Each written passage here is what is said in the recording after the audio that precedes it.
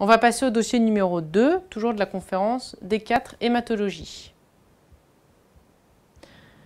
Alors, vous avez une jeune femme, mademoiselle B, qui consulte aux urgences pour des petites taches pourpres de 1 à 3 mm de diamètre qui ne partent pas, même en appuyant fort dessus. Ça ressemble fort à du purpura.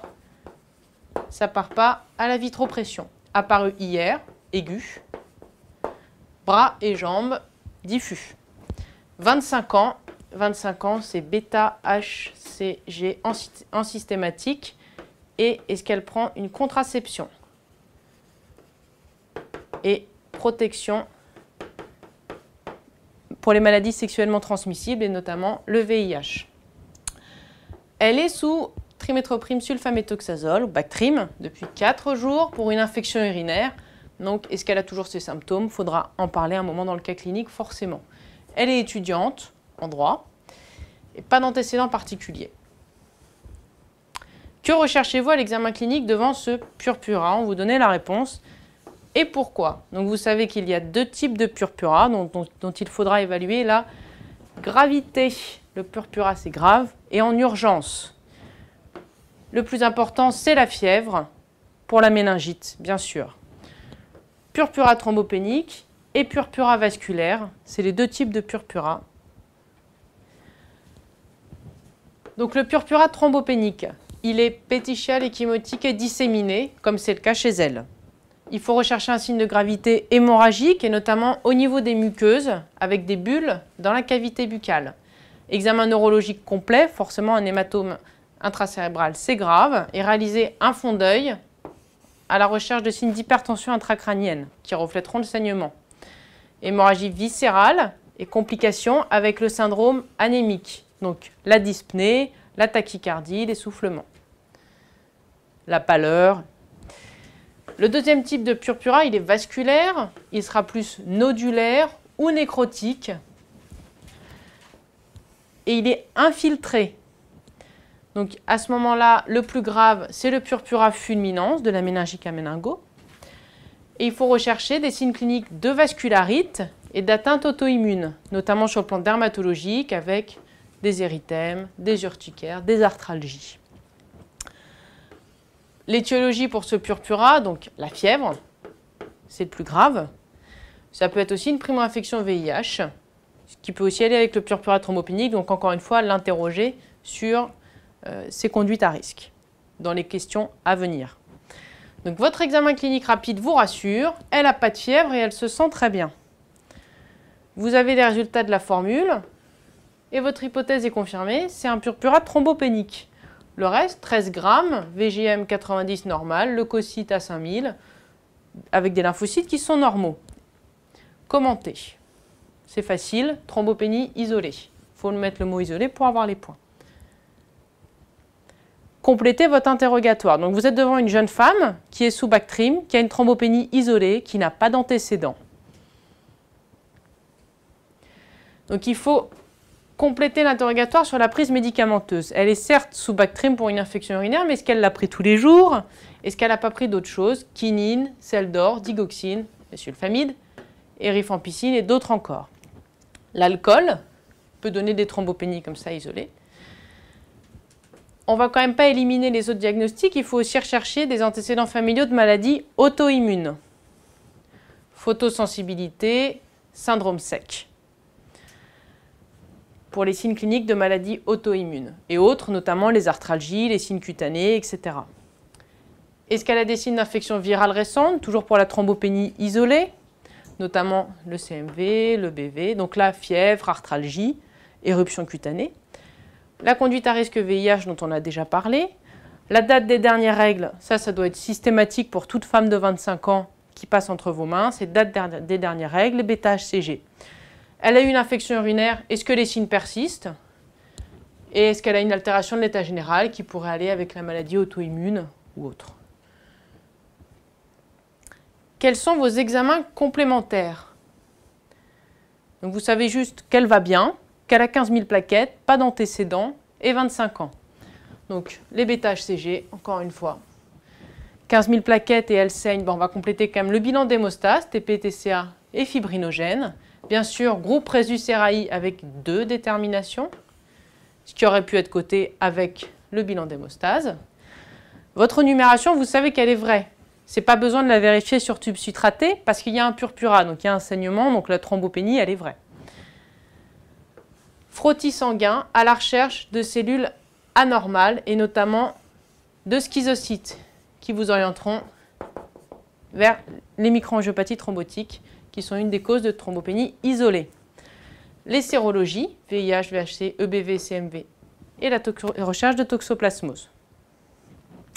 Une des causes de thrombopénie isolée, c'est l'auto-immunité. Donc on va faire un bilan auto-immun avec le dosage du complément, tout était coté, le C3, C4, CH50, les anticorps antinucléaires, anti-SSA pour le Gougerot, plus ou moins. Ensuite, ça, ce n'était pas coté. On va vers les anti-DNA, anti-ECT, à la recherche d'un lupus ou d'une autre connectivite.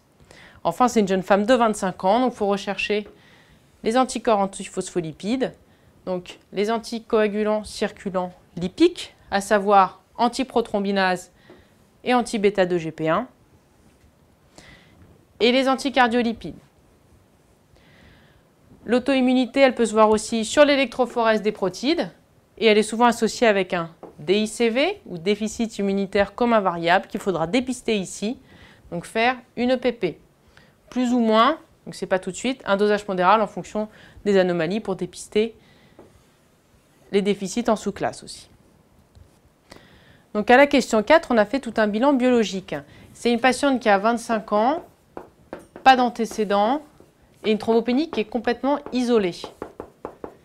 Est-ce qu'il faut faire un myélogramme? Alors d'après la question 5, elle l'a eu, donc on peut dire oui. Et oui, il faut que vous le mettiez dans votre copie d'internat. Maintenant, en pratique, le myélogramme n'est pas systématique et ni indispensable dans ces cas-là si la thrombopénie est isolée, qu'elle n'a aucun antécédent et qu'elle est jeune. Pourquoi? Parce que les causes sont très souvent périphériques. Là, elle a eu le myélogramme, ce qui n'est pas du tout une faute. Il est riche en mégakaryocytes, donc effectivement, c'est une thrombopénie périphérique. Quelles sont les causes? Donc, l'hypersplénisme, sur 2 points, la consommation par la CIVD, coagulation intravasculaire disséminée, ou bien les microangiopathies thrombotiques qu'on a évoquées tout à l'heure. Il y a le PTT et le SHU, ou le CHU. Le PTT va avoir des signes neurologiques et le CHU plus des symptômes rénaux. Le PTT va être lié à un déficit en ADAMS 13 qui va faire que le facteur von Willebrand ne va pas être clivé et va s'agréger sur les plaquettes et provoquer des microtrombies. Le syndrome hémolytique et urémique, donc avec une atteinte surtout rénale. Et la cause, c'est la vérotoxine de O157H7, le colibacille, pour le plus fréquent.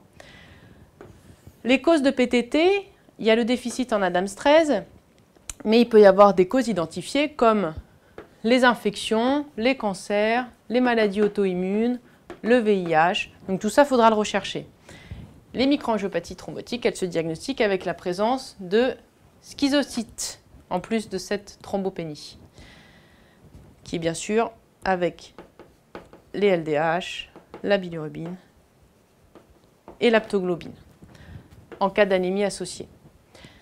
Donc on a vu les microangiopathies thrombotiques pour la consommation. Il y a également les thrombopénies avec les problèmes mécaniques liés à des valves, ou encore le syndrome de Casabach-Merritt qui est un angiome géant et consommation locale des plaquettes. Puis toutes les autres causes immunologiques, sachant qu'on pourrait mettre les microangiopathies thrombotiques ici, ou bien au niveau des consommations, ça, les points seront répartis pareil. Au niveau immunologique, donc auto-immune, le lupus, médicamenteuse, allergique, une infection virale, le CMV, le BV, les hémopathies lymphoïdes, la LLC peut se compliquer d'une thrombopénie immunologique.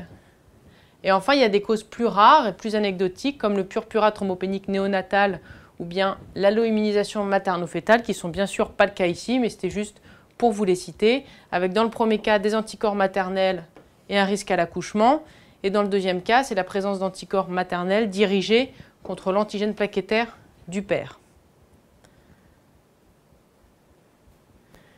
Donc tous les autres examens sont normaux. Donc encore une fois, on n'a qu'une thrombopénie isolée en fait. 15 000 plaquettes et rien d'autre, chez une femme qui n'a pas d'antécédent. Quelle est votre principale hypothèse diagnostique et prise en charge thérapeutique? Elle est sous Bactrim. Il n'y a pas de signe d'auto-immunité, on a donc éliminé tout le reste, il n'y a pas de splénomégalie, il n'y a pas donc de séquestration. La seule hypothèse, c'est le purpura thrombocytopénique, probablement immunoallergique au trimethoprim sulfaméthoxazole. Il fallait tout mettre pour obtenir les 3 points. Pourquoi? Le délai d'apparition rapide, 4 jours.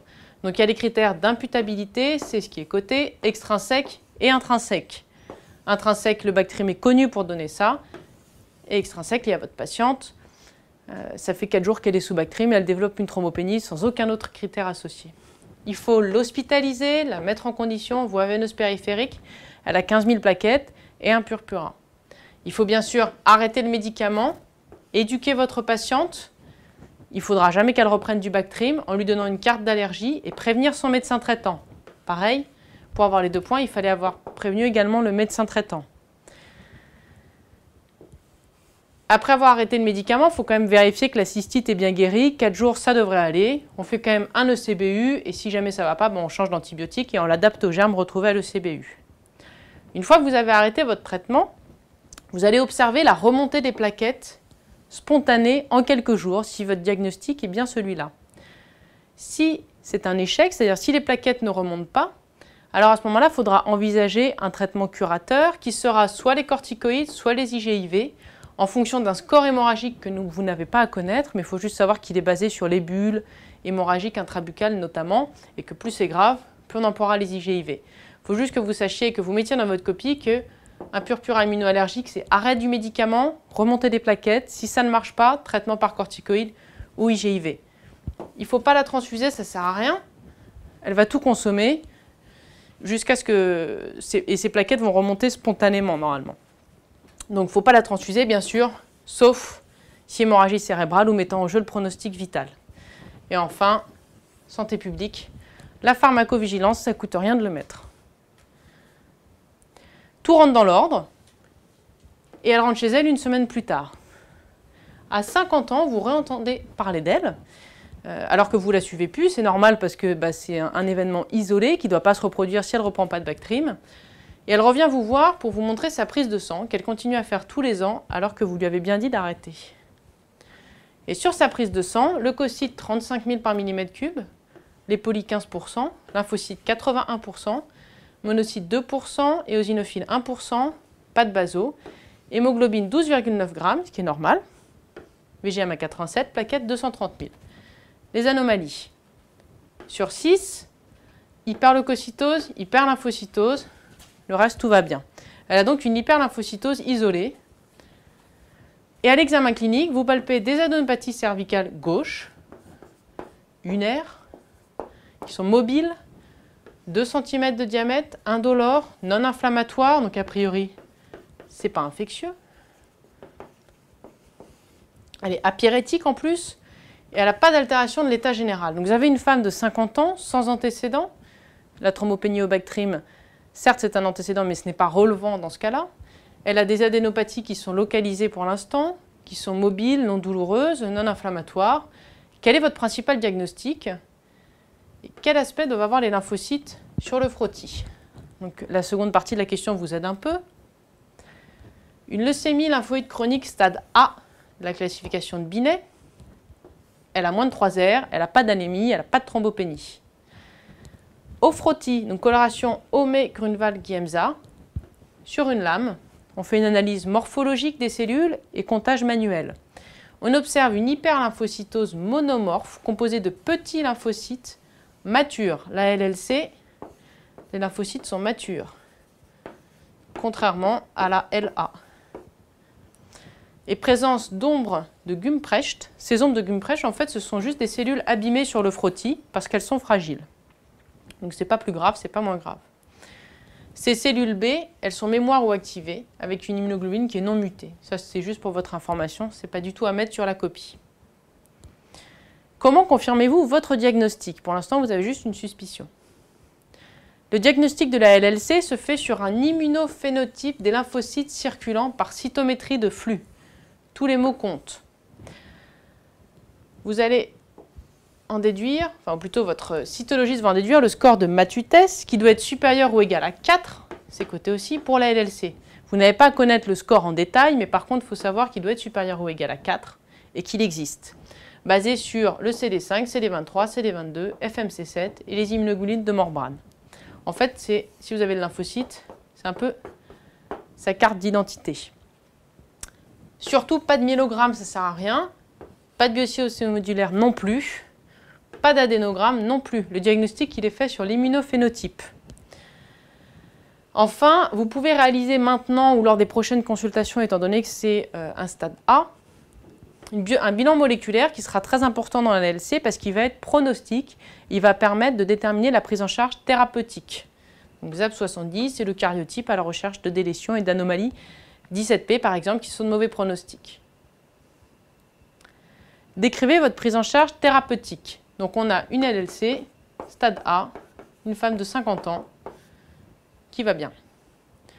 Abstention, thérapeutique. Surveillance, d'abord à 3 mois, puis tous les 6 mois. Clinique et biologique, avec surveillance non seulement de l'ANUM, mais de l'électrophorèse des protéines sériques, parce qu'une des complications de la LLC, c'est l'auto-immunité. Il faut donc être sûr qu'elle ne développe pas ça. Et on surveille le temps de doublement des lymphocytes. Justement, pour le temps de doublement, 3 consultations plus tard, elle a 85 000 leucocytes. Les polynucléaires neutrophiles, ça va. Les lymphocytes, 90%. Pas de problème sur les monocytes, les eosinaux et les basaux. Hémoglobine toujours à 13 grammes. Plaquettes, ça va aussi. Pour vous embrouiller un petit peu, la numération de la dernière consultation, c'était à 35 000, donc elle a plus que doublé. Le reste, c'est pareil. Et entre les deux, elle avait fait une numération, elle était identique. Donc elle a fait 3 numérations en 6 mois. Donc 3 numérations ou 3 numérations sur l'année. On ne sait pas quelles étaient ensuite la fréquence de ces numérations. Quelle est votre attitude? Il faut débuter un traitement sans extrême urgence parce qu'elle va bien. C'est juste la numération qui ne va pas bien. Et c'est le temps de doublement des lymphocytes qui est inférieur à 6 mois. Et il faut avoir fait 3 numérations en 1 an. Si vous n'avez que 2 numérations, ce n'est pas suffisant. Il faut en refaire une pour confirmer. Avant de débuter le traitement, il faut faire un bilan très thérapeutique à la recherche des comorbidités et des complications de la LLC, ou plutôt compléter le bilan de votre LLC. Donc biologique et imagerie. Biologique d'abord. Elle a 50 ans, donc il faut déterminer son statut gynécologique avec les bêta-HCG, FSH, LH, voir est-ce qu'elle est ménopausée. Bien sûr, on refait une numération, bilan d'hémostase, groupe Rhésus-RAI, si ça n'avait pas été fait avant, il faut 2 déterminations. Elle sera sûrement transfusée durant les cures de chimiothérapie. Bilan auto-immun avec EPS et test de Coombs à la recherche de complications auto-immunes avant le traitement, parce que vous allez la traiter par fludarabine, qui peut également faire des anémies hémolytiques auto-immunes. Bilan hépatique, l'aptoglobine, ça va avec le test de Coombs, le ionogramme, le bilan inflammatoire. Pour adapter vos doses de traitement, il faut que vous ayez tout ça. Les sérologies virales également en préthérapeutique, il y a des risques de réactivation. Un électrocardiogramme. Avant toute cure de chimiothérapie, il faut que vous ayez un ECG de base chez un patient qui sera suivi au long cours dans votre service. La fiche ou bien le karyotype à la recherche d'une délétion 11Q, 17P qui sera pronostic et guide thérapeutique. Ça, il faut que vous le mettiez. Donc l'étude de l'hybridation ou bien un karyotype. L'imagerie, afin d'évaluer le syndrome tumoral initial avec un scanner thoraco-abdominopelvien. Maintenant, c'est fait dans la LLC, ce n'est pas fait que dans le lymphome. Il faut évaluer le syndrome tumoral et ensuite vous pourrez faire, en fonction des résultats que vous avez sur le scanner, vous aurez des marqueurs morphologiques qu'il faudra suivre au cours du traitement. Un traitement par RFC est donc débuté. Qu'est-ce que c'est que RFC? Quelle est la DCI? et les principaux effets secondaires. Donc R, c'est le rituximab. C'est un anticorps monoclonal. Et le principal effet secondaire, c'est ce qui est coté là, l'allergie. Lors de la première transfusion souvent, c'est pour ça qu'il faut la faire avec des corticoïdes et des antihistaminiques. Avec un débit de perfusion qui sera lent et restez pas loin de votre patient. Les réactions allergiques ne sont pas des contre-indications à la réutilisation de rituximab ensuite. Bien sûr, l'infection, c'est un anti-CD20. Donc les lymphocytes vont diminuer. Les neutropénies. La fludarabine, c'est un antimétabolite. Donc, vous pouvez avoir des pancytopénies avec des infections, des complications digestives, mucite, nausées, diarrhée, vomissements, l'asthénie et les complications auto-immunes. C'est ça ce qui était coté là, avec comme complication auto-immune l'anémie hémolytique qu'on suivra avec le test de Coombs. C'est pour ça qu'on fait un Coombs pré-thérapeutique. Cyclophosphamide ou l'endoxan, c'est un alkylant. Il y a des risques de cystite hémorragique, mais surtout pour des doses qui sont un peu plus importantes, pas forcément celles de la LLC. C'est émétisant, des risques hématologiques avec une neutropénie modérée et l'alopécie. Pour avoir les points, il fallait surtout mettre émétisant, hématologique et alopécie. En conclusion, on a vu un purpura avec le signe de gravité, donc soit l'hémorragie et la fièvre, surtout à éliminer d'emblée. Immunoallergique, arrêt du médicament, c'est le seul traitement. Ensuite, on verra en fonction de la réponse au traitement. Pas de transfusion, corticoïdes ou IGIV. LLC, surveillance pour les stades A. Le diagnostic, il est cytologique et le risque d'évolution vers un Richter, un lymphome. Là, il faudra faire une biopsie. Les items abordés dans ce cas clinique, 163 leucémie lymphoïde chronique, 178 transfusions sanguines et produits dérivés du sang, indication, complications, hémovigilance, 316 hémogrammes, indication et interprétation, 330 purpura chez l'enfant et chez l'adulte, 335 thrombopénie.